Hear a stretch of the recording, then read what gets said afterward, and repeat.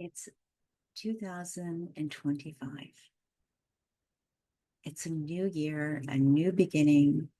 And this is the time where we begin to set goals. We really think about that. So I'd like to talk about setting goals in the new year when you've had a critical mother.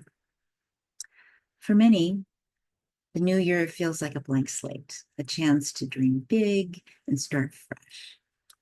But if you grew up with a critical mother, setting goals can feel less like inspiration and more like something you must quickly run to your room and hide so you don't get hurt. How dare I? What if I fail? Am I worth it? Is this mine to receive? If you've experienced a lot of criticism, judgment, or emotional disconnection during your childhood, you might have internalized messages of inadequacy that still echo in your mind when you try to set goals. Hi, I'm Grande. I'm a licensed creative arts therapist, clinical social worker, and trauma therapist on a mission to help heal the mother wounds that too many of us carry. As children, we trust those who care for us completely. We have to in order to survive. When that care is overly critical, dismissive, or misaligned, we don't just hear the criticism, we take it in as truth. Take Christy, for example. Christy, a talented and creative woman in her 30s, has always loved crafting and design. As a child, she created beauty at its scraps by sewing fabric and turning discarded trinkets into treasures. But her mother dismissed her creativity, calling it childish and a waste of time. When Christy was accepted to art school, her mother refused to support her, insisting she pursue a business degree. Her mother's voice loomed large, shaping Christy's decisions long after she left home. Now, Christy works in a corporate job she dreads going to daily and watches others get promoted ahead of her and feels invisible. Though she dreams of returning to her creative roots, she hesitates, haunted by the belief that pursuing her passions is foolish. Last summer, Christy began taking weekend art classes. This immediately lifted her mood, and now when she visits home, she recognizes the guilt she feels when she shares her interest in painting or any kind of art making with her mother. She finds this confusing and disappointing and begins to wonder if her weekends should be spent being more productive or not going home. Chrissy's story is not uncommon. If you've had a critical parent, you may find yourself at a similar crossroads, wondering whether to follow your dreams or stick to what feels safe. And why we sabotage our goals? Well, when we grow up with criticism, we learn to distrust ourselves. Over time, this can create patterns of self-sabotage. Even when you set beautiful, heartfelt goals, an inner voice may whisper, "You can't do that. Who are you kidding?" This often stems from emotional disconnection. When we experience rejection or hurt from someone we love, we need, especially as children, it's too painful to face directly. So we adapt.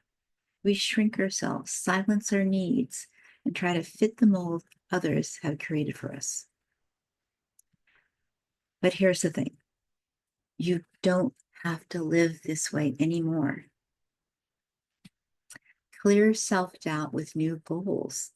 If setting goals feels overwhelming or pointless, start small. Instead of focusing on external achievements, turn inward. Ask yourself, what patterns or beliefs am I holding? What am I holding on to that no longer serves me? What does my heart truly want beyond the noise of old conditioning? And who am I at my best? The first step is recognizing the pattern. Like the monster under your bed as a child, these fears feel enormous until you shine a light on them. Once you see them for what they are, you can begin to loosen the grip and journey from disappointment to validation and self-acceptance. Setting goals after childhood of criticism is not just about achieving milestones. It's about reclaiming your sense of worth. It's about stepping away from the shadows of not good enough and into the light of self-acceptance. And here's the truth, and I want you to hold this close. You are not doomed to repeat the past. You can set goals that reflect your heart's calling. You can create a life that feels meaningful and authentic to you. It won't happen overnight. And it may feel uncomfortable at first, but every small step you take, every goal, no matter how modest, is a declaration of I am worthy. This is the new you. This year, instead of focusing on grand resolutions, focus on you. You. Be curious, be compassionate, treat yourself with the same kindness you would offer a dear friend. And when you hear that critical voice whisper, pause and ask yourself, is this belief really mine?